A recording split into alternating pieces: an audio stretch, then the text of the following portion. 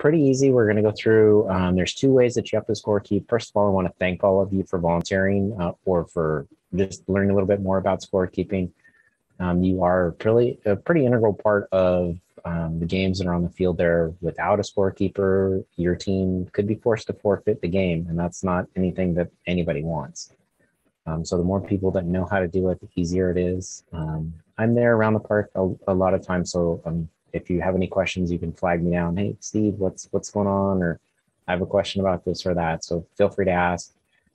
Brett, also, you'll see Brett there. He's pretty good with the scorekeeping as well. So any one of us are here to help you. And if not, we'll definitely point you in the right direction and get you those answers there.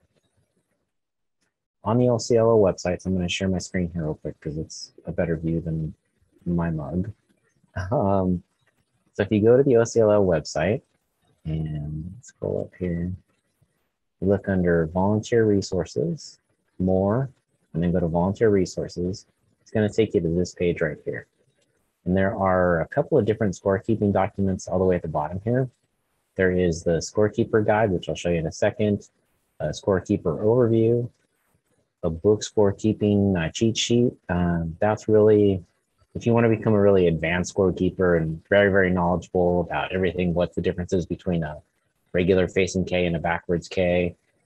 A backwards K is strikeout looking, forward K is just for strikeout swinging. And then there's also a Scorekeeper training video that is just on some of the game changer stuff. For game changer, there's also a tutorial video there, and a game changer has some specific videos for their stuff. If you really want to get in depth onto a game changer, feel free to do so. I will tell you there are two versions of Game Changer. There is Game Changer Classic, and then there is Game Changer Teams. We're using the Classic version for this season. This will probably be the last season we can because they've stopped making any updates to it.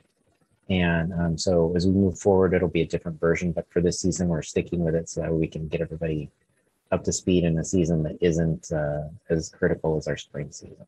Okay.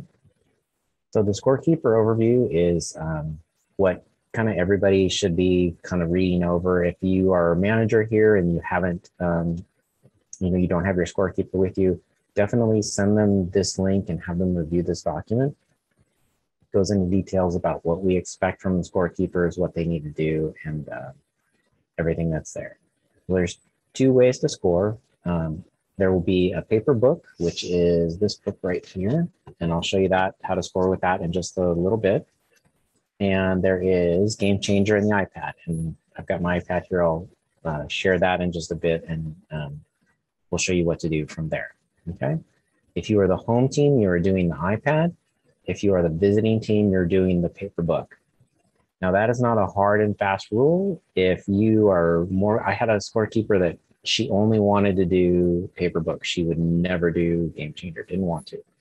And so anytime we were visiting team or we were home team and she wanted to do the score, we would just trade with the other team. And sometimes that'll happen vice versa. Somebody wants to be Game Changer, they don't want to do the book. So you can trade with the other team there. And as long as there are separate people from each team doing it, that's all that really matters there, okay? The big thing with Game Changer, the league schedule is completed. We're uploading all those into SSU Play. And so it will show up on your app and it'll have all the game information that's there. We're also uploading those individually to Game Changer, so you won't need to create or do anything. All of that will be done for you. And so when we log in here, and I'll show you, I'm going to share my screen over on this page now. And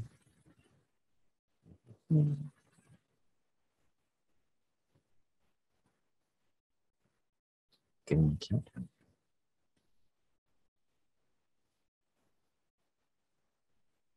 Okay, so when you get an iPad from the snack bar and you just need to leave an ID, key, something, no children, but anything that's of value that we just want to make sure that we get the iPad back so that we can get it there. It'll have the Game Changer app on it. And so you just tap on the app, it'll open up, and it should look like this. It should not have somebody signed into it. If somebody is signed into it, I'll show you in a minute how to sign out of that. So very quickly, I'm going to stop my sharing over here so that way I can actually sign in. Don't need to share my password there.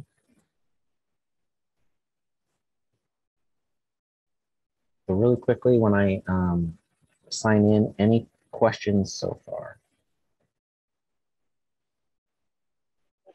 I'm sorry, I must have missed the earlier part, but where's that link, or where's the link where I can look up this information? Is it on the OCLL website? It is, yeah. So you go to ocll.com and it's under, let me navigate over there.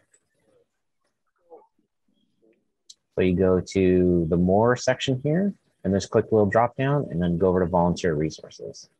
Oh, okay, cool. All right, just want to make sure. Thank you. Yeah, no problem, no problem.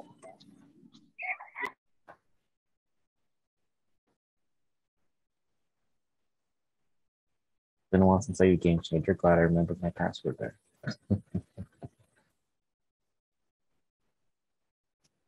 Okay, let's start our screen sharing again.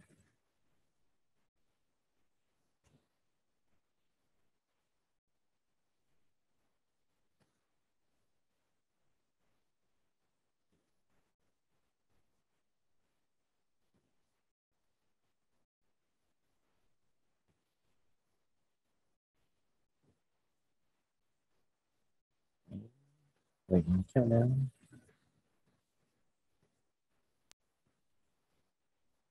Okay, so we are logged into Game Changer now, and if you open it up and it's like this, it just means that somebody has not, they've either not finished scoring their last game. You can see it shows that there's a live game right here, or they finished their game and then took it back to snack bar and forgot to log out. If that happens, there are those three lines in the upper left-hand corner. If you tap on those, it'll open up your account, and just come down to the bottom where you see your account. You tap on that, and then you're able to then sign out from there. Okay, so sign out for the other person, because if you try to score with their information, they may not be, you may be a AAA team and they're a AA team, or it just might not sync up and you might not be able to find your particular team. So once you're there, all of the games will be listed here, because there's nothing that's new for us game-wise. There's not a new game listed here, but it would have had all of those scheduled games that were there, input and available for you to click on and click to start scoring.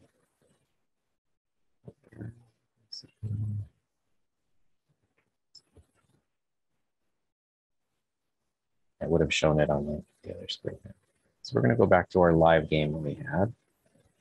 So if you tap on that game, it'll ask you to start scoring that game. Oh, yeah.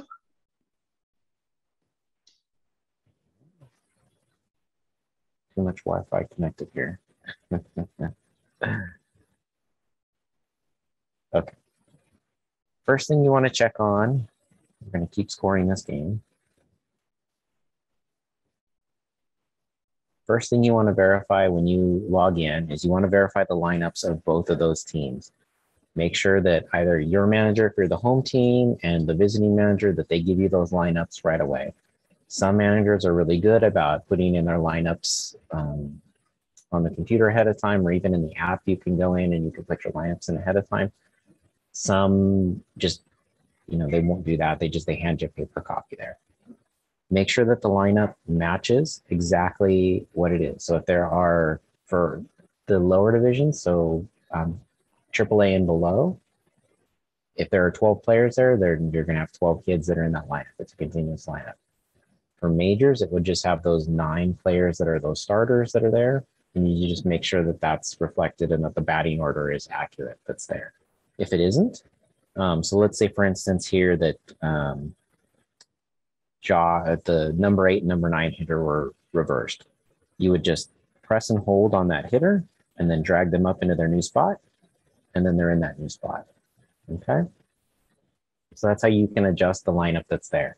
Now, if you needed to add another player, let's say there were only 10 listed, you can add from bench, tap that button, and then you can select one of those players, and then they will be added from the bench there.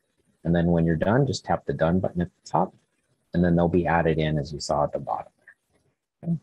We're going to take them out because this is a majors. If you tap on it, it will allow you to sub out of the lineup. And we're just going to leave that spot empty. And we'll remove it for the moment. Okay. Lineup is key. Make sure that you verify that lineup. As a scorekeeper for there, you need to get there at least 15 minutes ahead of time, if not more. Especially if you're the home team, you've got to get the iPad, and sometimes that snack bar is pretty busy. If it is, don't be afraid to just tap, I need an iPad for field 4 or field 2 or whatever. And they'll make sure they get you one, because we've got to keep those games flowing, and that they'll take a moment and get that to you. The scorebooks are outside in the silver bin that we have. They are there, and we'll talk more about that in just a minute here. So this is a majors game, and so it's only the 9 players that are there that are pitching. For majors, the important thing is that there is no there's no 5-run limit like in the minors divisions. So if you're in AAA and below, once you get to 5 runs, tell the umpire, hey, we're at 5 runs, and it doesn't matter the number of outs that are there. It is 5 runs until you get to the 6th inning, and then the 6th inning can be unlimited runs. Okay, but for majors, it's you have to get 3 outs each inning. All right. So once you're ready, everything's set, lineup set there. Make sure the pitcher is correct and is set. For all of our pitching divisions, there are very strict rules in terms of the number of pitches based on their league age, and how many they can pitch, and that affects whether they're able to pitch in the next game or that. So it's critical that that's documented correctly. You're going to keep track of it on Game Changer, but you're also going to keep track of it on the scorebook, and I'll show you on the scorebook when we get to that how to tick that and properly track that. Okay. So once you're here, you press the pitch button, and it gives you a couple of options in terms of what you want to, what's the pitch that's being delivered. You're basically just documenting what the pitcher is doing at this point. And so if the first pitch to this batter is a ball, you just tap the ball, and you'll see it automatically updates the count for you there. And let's say you thought it was a ball and umpire like late called it a strike. Good thing about Game Changer, you can do the undo button, and it just took that away, and then you can go back and have a called strike on that one. You will get some umpires that have slow strike calls, but you'll get used to that as you start scorekeeping and you keep going through there. Okay. So let's say the next pitch was a ball in play. So we tap the ball in play. Whether it gives you what it is here, whether it's a ground ball, hard ground ball, fly ball. Ground balls are ground balls. The difference, fly ball and line drive, those are judgment calls on you as the scorekeeper. You can just make everything a fly ball if you want to. Those usually have a little bit more arc to them than line drives are just straight out. But those are one of the judgment calls of the scorekeeper that you get to make. Okay. So we're going to say that this player hit a hard ground ball, and it gives you options. Did they get a single, triple? Was it a fielder's choice? We're going to say the batter was out in this instance. And we're going to say they were out at first. And so we'll say that, and it gives you the option, even tells you right there, drag to where the ball was fielded. So we're going to tap on the second baseman, and then he just threw over to first. He didn't try to get the double play, unfortunately, in this instance. So we're going to say that was done there. And you see that player on 3, it automatically asked, were they safe at home? Were they, do you send them back to 3? Did they not advance? It gives you options in terms of what you want to do. So in this instance, he didn't run. He thought they were going to throw home, and that's why they didn't go to 2 to get the double play. I don't know. It was my team. I would have had them do the double play, so I would have been a little upset they didn't throw over to 2 and just get out of the inning, but that's another issue. Okay, so we'll say here, and same thing, you just document everything that's there. There are no balks in Little League, and so you don't have to necessarily worry about that. They will give them a warning for it. They will talk to them about it, but there aren't any balks. We don't have to do that. C interference is catcher's interference. I have seen that called in a couple of games. That is important because the batter will automatically go to first depending on the call there. So definitely keep that in mind. Intentional walk, obviously that's there. Intentional ball is And you don't see those anymore. It allows, Little League rules allow you to just tell the umpire, hey, we're going to intentionally walk him, and they can go up and walk from there. That you don't have to physically throw 4 pitches. For the pitch count and for your pitch log, it's important that you document those pitches. Little League rules do state that an intentional walk does count as 4 pitches for that pitcher. And later on in the game, as those pitch counts go up and up, that's going to be important. As I said, that's make sure it's documented. Some of the lower divisions, when you get to 50 pitches, that's it, they're done. And if they hit 51 by an intentional walk and the coach doesn't understand that, you have to let the umpire know, hey, he's at 51. And all of those age limits, I'll show you, it is on the scorekeeping sheet there, and it breaks that down. Those are one of the few instances where you as the scorekeeper need to step up and talk to the umpire and just say, Blue, I need you for a second, and tell him this player's at his pitch limit. It does allow the player to finish. So if, let's say, a league age is, they're maxed out at 50 pitches. If they start a batter at 49 pitches and it takes 12 pitches to finish the bat, that would be a really good battle between the hitter and the pitcher. He can still keep going even though he's past the 50. But the next batter that steps in, you would need to say something, and you need to tell the umpire that they've gone beyond their pitch limit. If he's at 40, whatever. Or at that point, he'd be up in almost in the 60s. Okay.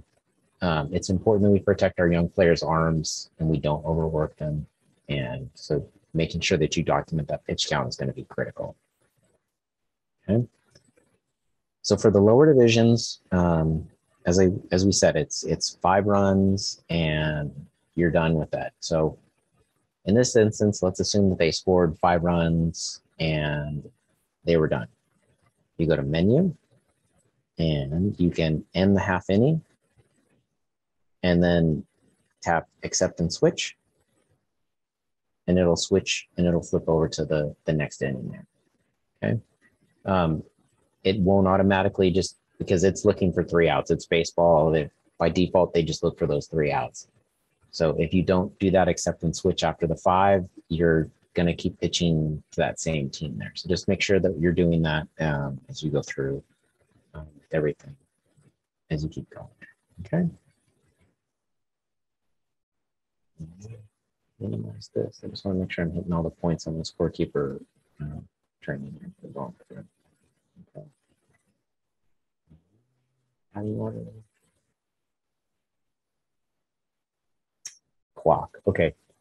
Clock is a good thing. So in the lower portion here, just to the left of where you see the catcher, there's a clock there. If you tap on that, you can see start clock, adjust time, or reset. When the umpire points at you and says, start the clock, you go ahead and you start this clock, and it'll keep going. And you're the game clock for the iPad. Is the official game clock. It isn't the umpire's iPhone. It isn't the coach's Samsung. It is the game clock here. And if the blue doesn't point to you and say start the clock, another instance where you would need to talk to them and say, hey, blue, should I start the game clock? And they may come up and tell you, yeah, start the clock, and go from there. So just make sure that you get that clock started, and you go from there. Okay. So once you're done with the game, right? Let's say this was it. Like we did our innings, we're all done. Everything is set there. The iPad's probably one of the easier ways for you to get pitch counts on there. So at the top, you just tap menu, and you go to, actually, if you just tap on the pitcher, so you'll see right here, it says pitcher Jason Jones. Tap on him, and you can view pitch counts. And it actually gives you everybody's pitch count that's there. And you can see that Ayala had 77 pitches, Ishan 51, and it goes down each one there. There is a scorekeeper sheet that all of you will get. All the pitching divisions, your managers have to have a pitch log. You need to have that at the scorekeeper's table before the game starts also. Make sure you have that pitch log. If they don't, you need to notify the umpire, because there are rules that they have to have it there. It has to make sure there's there. It avoids the managers overusing their pitchers. We don't want people saying, "Oh no, little Jimmy only pitched 20 that game." If they do not have their score log there, any pitcher that pitched in the previous game is ineligible to pitch in the game that you are scoring for. It doesn't matter if they threw one pitch. If they pitched in that game, they are ineligible because there isn't a formal documentation of that anywhere. All of those pitch logs must be filled out in ink. You cannot use pencil for that. There are pens and pencils in the rolla in the silver bin there. Please use those and make sure that you get all of that filled out correctly. And there are blanks in there as well. So if your manager hasn't put a book together for you, definitely get them to fill that out and make sure they do that for you. Okay. So we've documented all of our pitch counts. Make sure that the umpire comes through and signs that pitch log as well as signs the book. And then once you're done here, finalizing the game is the important step here. So game over. We're not worrying about blowing saves or anything in this league. You could get pretty detailed about some of that stuff, but you don't necessarily need to worry about that. So just, we can skip and finalize the game, and then we're done at that point, right? So we exit the game. We're going to close this out. And then again, remember, as we said at the top, we want to go up to the top here and sign ourselves out. Okay, and I'm not going to do that just in case there are any questions about scorekeeping. So do we have any questions on Game Changer? Yeah, I have a couple of questions on Game Changer. The one thing you showed that it's only available on iOS, but I see it on the Play Store. So can we use our own devices for that if we do have the availability? You could use your own devices, but both the scorekeepers need to be at the scorekeepers table. The coaches can't do their scorekeeping from the dugout. They have to be independent there. That's not what I was asking. I was just making sure that, because like I said, the one documentation you had said only iPad or iPhone. Those are all that was available originally. So it has been updated. I have it on my my Samsung as well. So yeah. That definitely is a good thing that I have. Got it. I hear you. Okay. The other thing was I just logged in, signed up. And when are the teams going to be available to sign up for your team? They're being loaded in these couple of days here. Game Changer, the one thing I love about it is it doesn't let you do like an import from a CSV or anything. You have to manually enter and create each team. So that work is being done. It just takes a little time. Yeah, I can see how that takes a little bit longer. Okay, cool. That's about all I got. I appreciate it. No problem. Are there any other questions?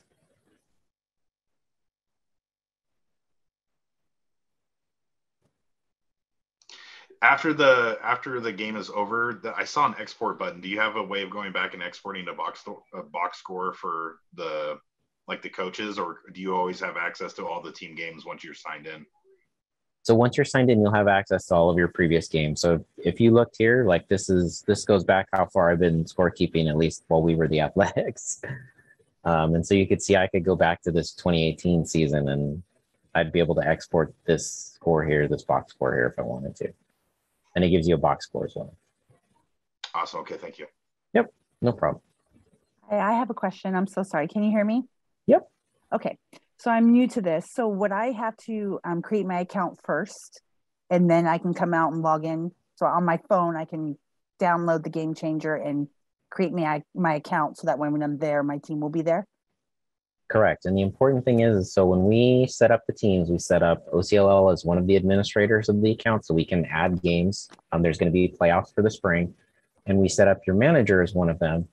They need to make you, if you are the only designated scorekeeper, they need to add you and allow you to be able to score those games. There are two types of ways that you can be added. You could be added as a fan, just so that way you can watch the scores.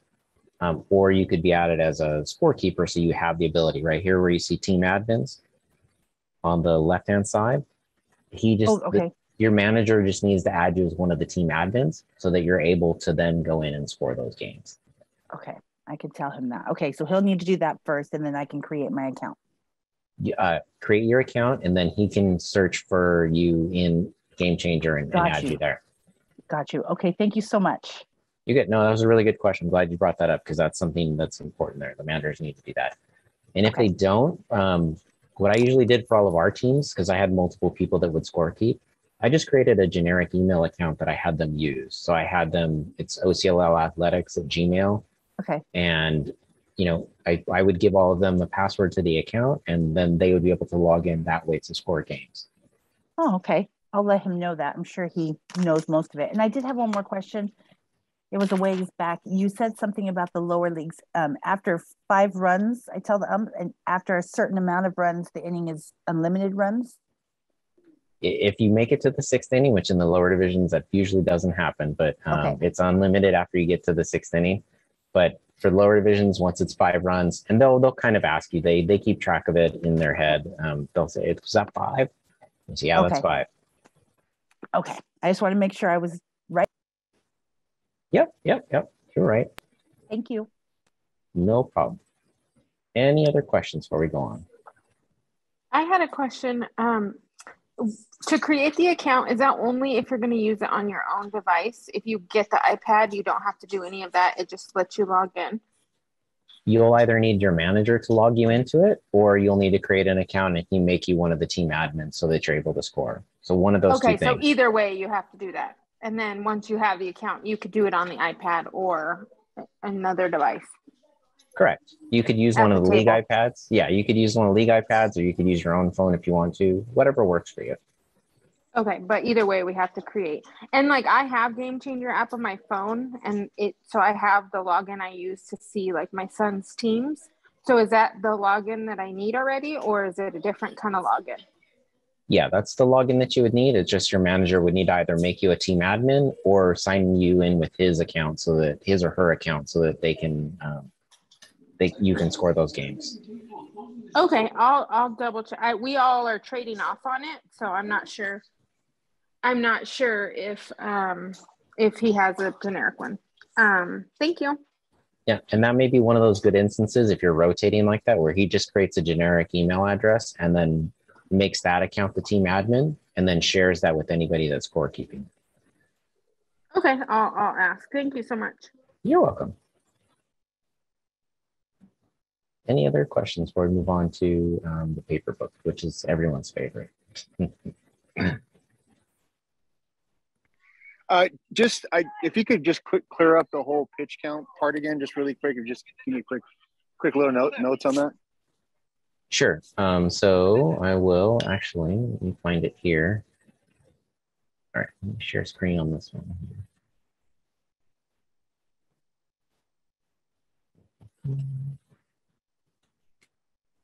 So there's a maximum daily pitch count for all of the pitchers in our pitching division.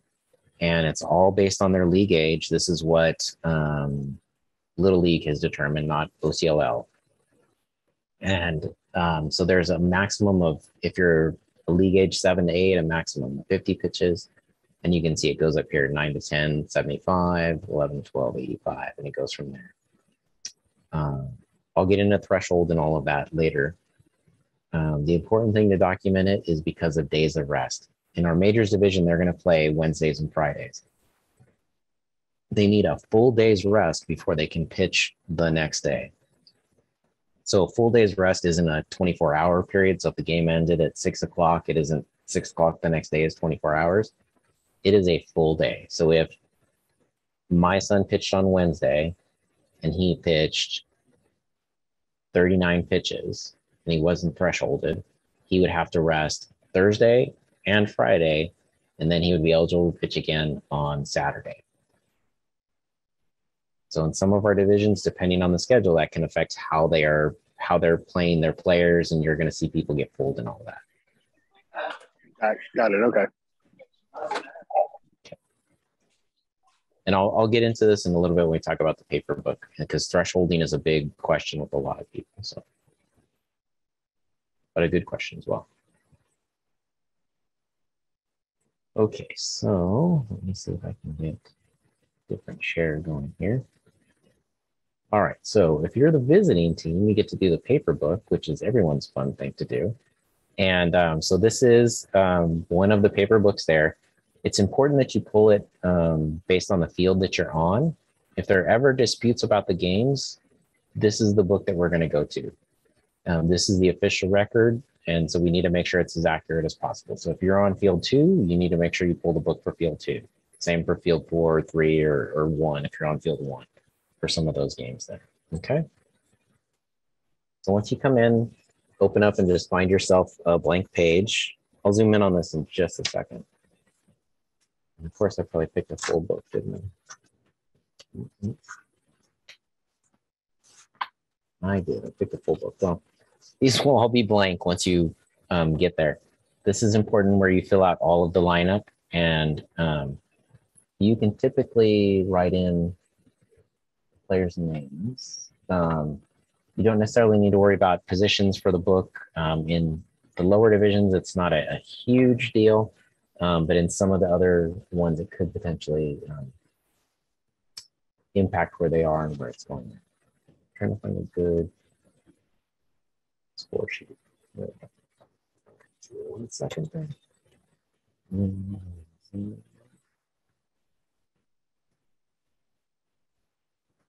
Okay. Sorry about the blurriness as I move that. And you can see, so this scorekeeper did a really good job in terms of what they were doing. They put in player's number, what their jersey number was, first initial, last name. Some managers may just give you last name. They may give you the full name. It's up to you. You just need to make sure that you have it documented. If there are 2 players with the same name, obviously you would need to do either a L Ashby and an S Ashby, whatever that the designation was for those 2 players, so that way you could get that going from there. Make sure you track all that. Okay. As you come through and you're doing the score, the important thing with the paper book is this is our undo button. This is the old school undo button that's there, and so this is back when we were young, and this was our undo button that we would do.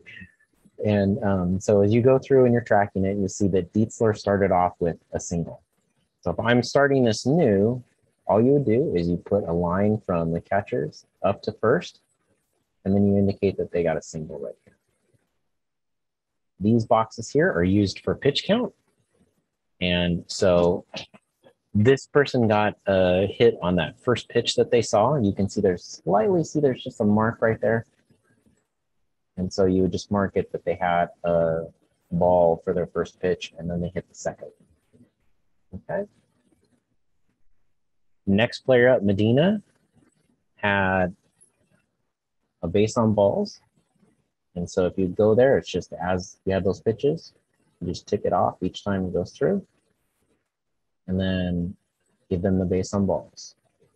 So then they go up to first, and then you move over the other player over to second. And you just keep continuing that around as they go through. If a player gets out, so let's say this top player tried to steal third and they got caught stealing, right? You can put an X there and then put caught stealing if you want to. You could also do a stolen base if it's there, if they stole second. Those designations are more for you that's there. We'll document all that in the iPad, and I'm going to jump back to that in just a split second to show you guys how to move them to the bases. And I apologize for not doing that sooner, but we'll get to that. Okay.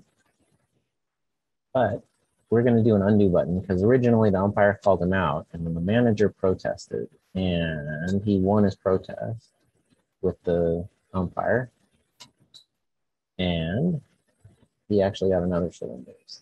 He stole third. While he did that, this player stole second, and it's there. We're going to say this third player came in, and he got a double on the first pitch that he saw. It was a strike. So we're going to move him all the way to second. And that brought in all of these runs. So we got to bring them all the way home.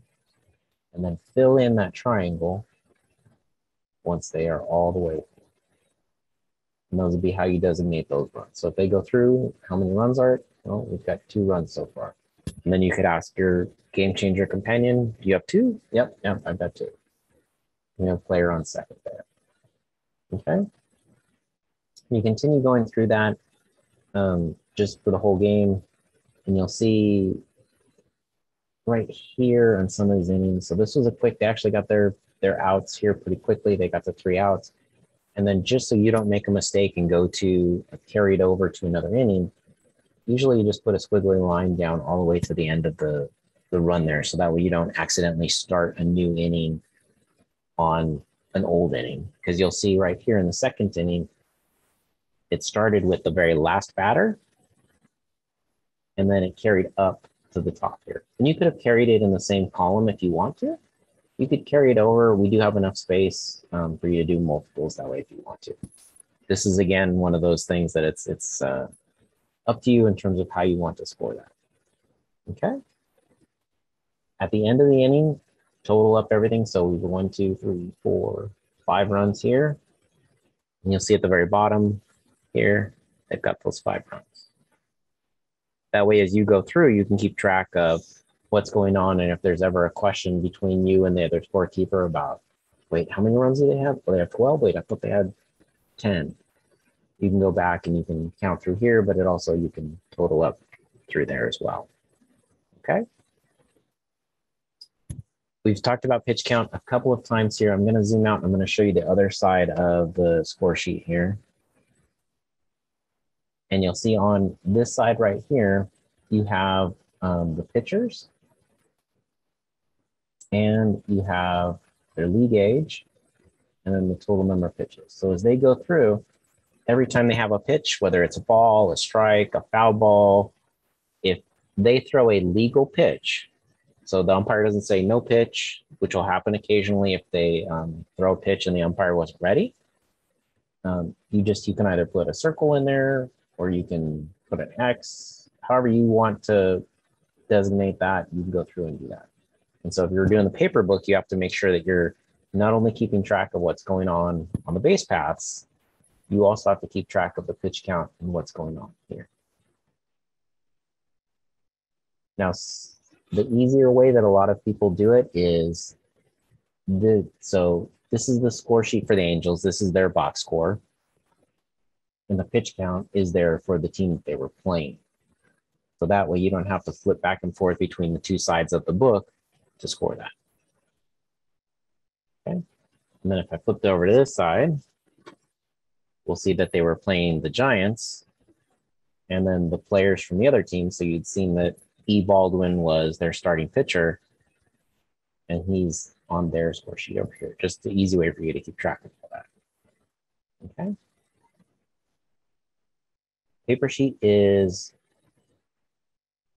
a little more work to it, right? You don't just push buttons and tap as you go through there. But it's, some ways it's a little simpler than that. Some ways it's a little more complex than the iPad. It's one of those, as I said, I had a scorekeeper that she did not want to do anything but the paper book. And it's going to be dealer's choice about what everybody wants to do and how they're feeling and what they're comfortable with. So that is a paper book there. I'm going to stop sharing for just a second so I can look and see, make sure I'm covering everything that's on that the overview here.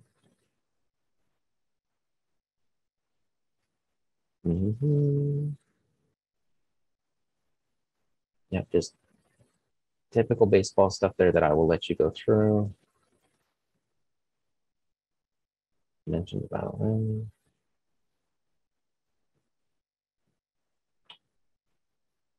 So for those of you that are you really want to learn your scorekeeping and you want to be like the top scorekeeper in the division there, let me share this with you guys. There's just designations in terms of the positions that you could add in if there are plays.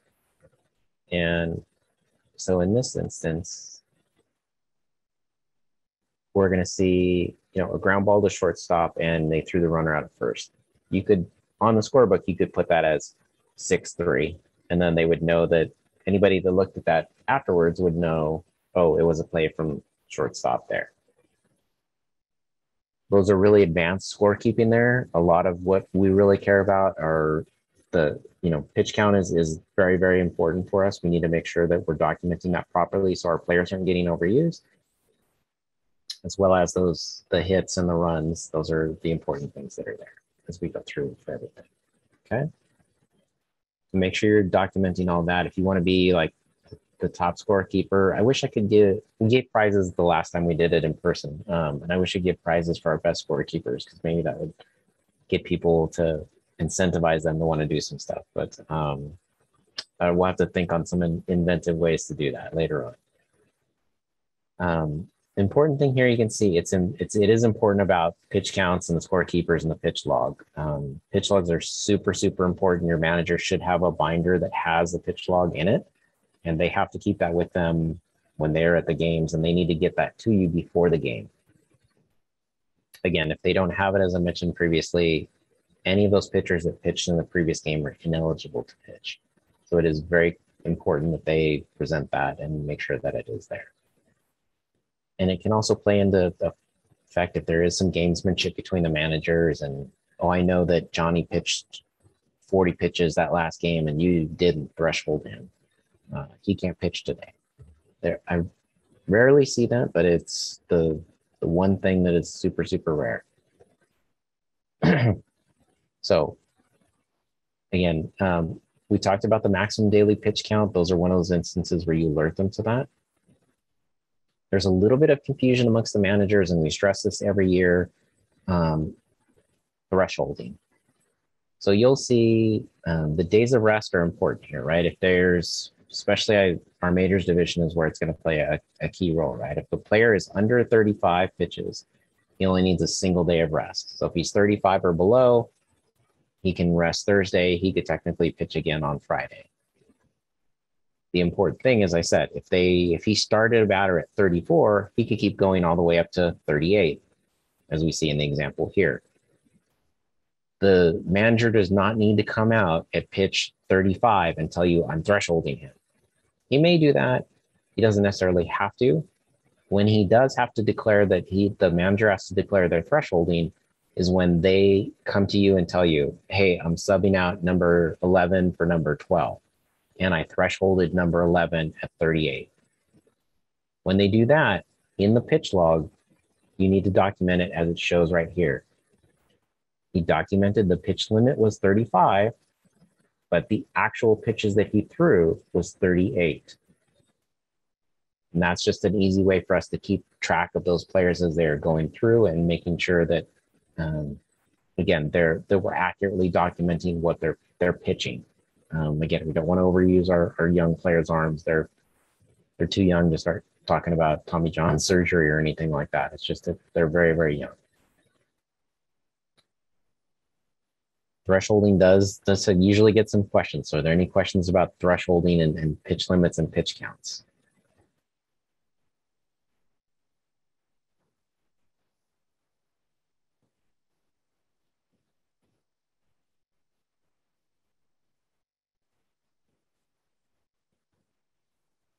Okay. Pitching log. Here's an example of the bottom of the pitching log there. Date of the game, number of pitches thrown. If it was just 21 in this instance, they didn't threshold them, goes from there. If they did threshold them, document it like this. If you make a mistake on the pitching log, again, you've got to fill that out in pen.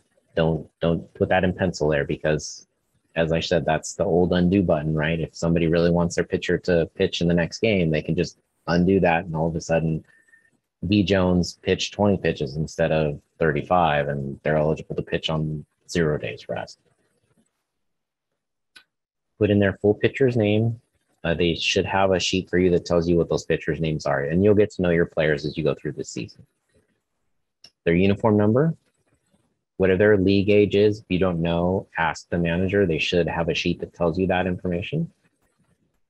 And then after the game, you have to get your manager's signature on it in ink, the opposing manager's signature in ink, and either you're signing this or the umpire. We usually have the umpire sign that, and we try to get that there. Again, he's got to sign that in ink as they go through.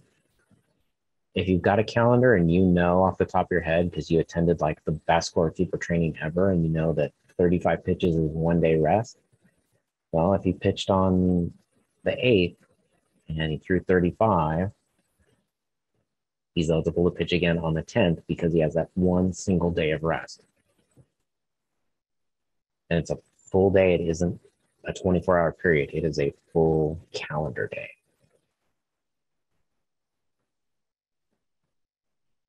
Some managers are really good, and if you catch them during the handshake line, you can usually say, if you have the score sheets ready, managers, I need you over here, and you can get them to sign it really quickly. Some you have to go over when they're having their team meeting and have them talk to you that way. It's one of those, just make sure they fill it out, because once they've signed it, they can't come back and say, no, B. Jones only threw 20 pitches. Once it is signed, it is signed. You're signing that contract on the dotted line, and that is what it is. Okay. Any questions on pitch log or the pitching aspect of that? Hey, for the pitch log, are we only doing this for our own team, or we have to keep track of both teams' pitchers? Sorry if you said that, I missed it. No, that's okay. Both scorekeepers keep track of the pitchers for both teams. And then at the end of the game, you make sure that you're like, oh, okay, well, B. Jones only had 35. Yes, he only had 35. But you only need to fill out a pitch log for your team. So if you're the Angels, you just fill it out for the Angels, or you're the Athletics, you just fill it out for the Athletics. You don't need to fill it out for both teams. Okay, but in the book, we're keeping track of all both teams, right? Correct. In the book, no? and in the book, you're keeping track of both teams. When you're doing the paper book, you're doing those tick marks for each pitch.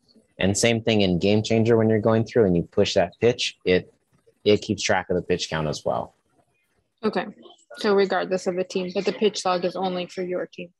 Correct. And your manager has to keep that pitch log. Okay, thank you. You're welcome.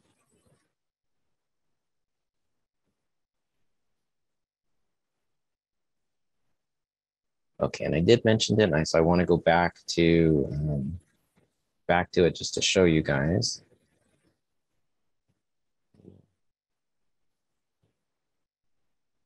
Go back to the game.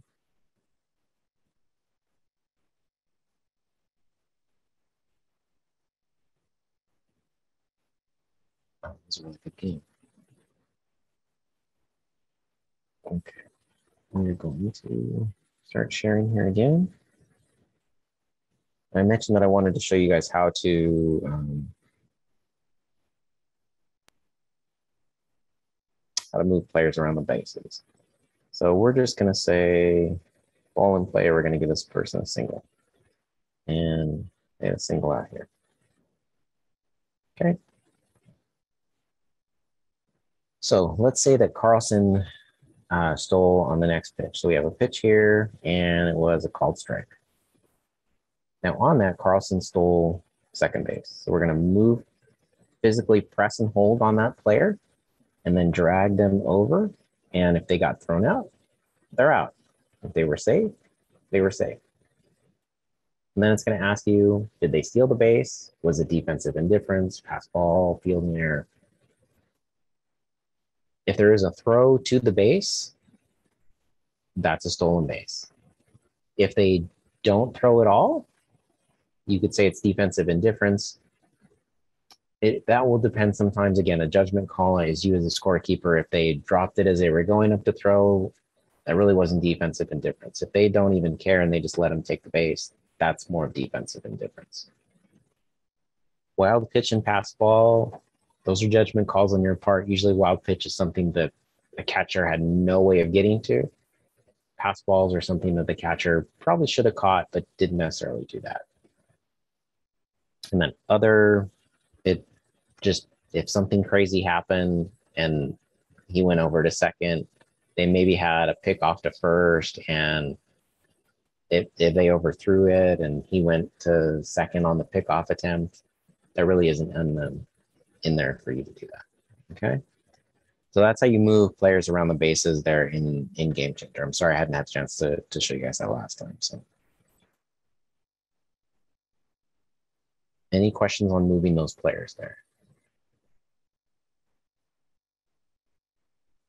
One good thing I'm glad it did show us here is you'll see that it has first base that doesn't have anybody there. And you may want to document who the players are, especially in the majors division, so you can, when it comes time for all-stars, or even just looking at, oh, you know what, little Jimmy's played first all inning, and you know, he's done a good job there. If you want to populate the players there, you would tap on that, and it gives you either players without position that you could put there, or you could move the fielders around there. So if I wanted to put Ashby over at first, I could, and then you'll see it opened up, and now the catcher, I need to put somebody in the catcher position. So I could tap the catcher position, and we're going to put Merrill back behind the catcher. And that actually is pretty much what our infield looked like. So any questions on Game Changer and something there? Again, there are more in-depth videos on, there are links to them on the OCLO website. There are more videos that Game Changer has as well. And we did a tutorial video going through some of the Game Changer applications and how to use all of that as you go through there. The clock is very important. Make sure you start that clock on time, and work with your other scorekeeper. For some of you, maybe the first time that you've done this before, and you're a little unsure of that.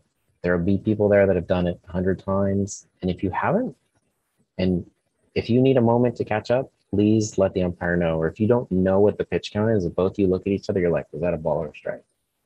You can feel free. Blue, what was that? Was that a strike?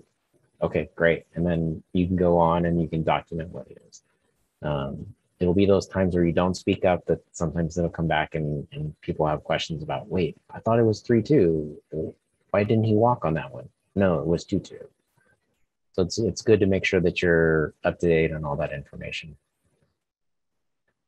Have your managers advocate to the team to have the fans download Game Changer, and if they want to keep up to date on the score, look at it on their phones and keep up to date there. You need to keep your focus on the game. So if someone's coming to you, it will invariably happen. It has happened ever since I've been in the league, probably happened ever since I'm gone with the league. Somebody will come up, what's the score? What's the score? Just hang on 1 second. I'll get to you in a second. And then when you've been able to catch up with all the action that just happened, then say, oh, it's 9-5 or whatever the score is at that moment. Okay. Gives you those opportunities to catch up there. But make sure that you have that chance so you can stop, so you can get caught up with everything that's happening and stop there. Stop my screen sharing. There we go. Okay. That is pretty much it for the Scorekeeper training. I know you probably have a couple of questions, so do feel free to ask any questions that you may have. As I said when I started out, if you have any general questions other than scorekeeping, we can answer those. But if you have scorekeeping questions, the floor is open.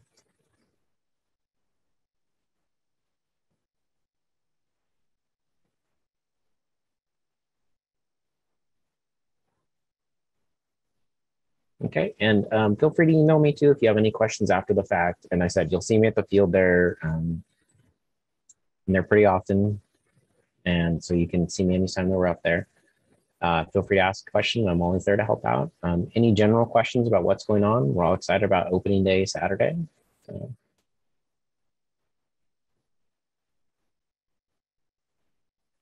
Stephen, the class on Friday, it's the same class, right? We don't have to take both. It will be, and in fact, we may have to end up moving that to a different day just because something's come up that I don't know that I'm going to be able to do it on Friday. So we may have either Brett take it or we might have to cancel it. So okay. We're glad you came tonight. Okay, perfect. Thank you. Darn it, I should have said that was the advanced class. Then I could have got somebody to come on Friday. No. I don't want to come on Friday if I don't have to. I appreciate you guys coming. Trust me, scorekeepers are the underappreciated people in our league. We do a lot of good work there. You really are supporting our players, and without it, we couldn't have games. Yeah, I enjoy it. I think it's fun. That's good. I'm glad. All right. Well, if there are no other questions, thank you everybody for coming. I appreciate your time tonight, and I hope you have a good rest of your evening. If you have any other questions, feel free to email me, and I will do my best to get them answered. Everyone have a good evening.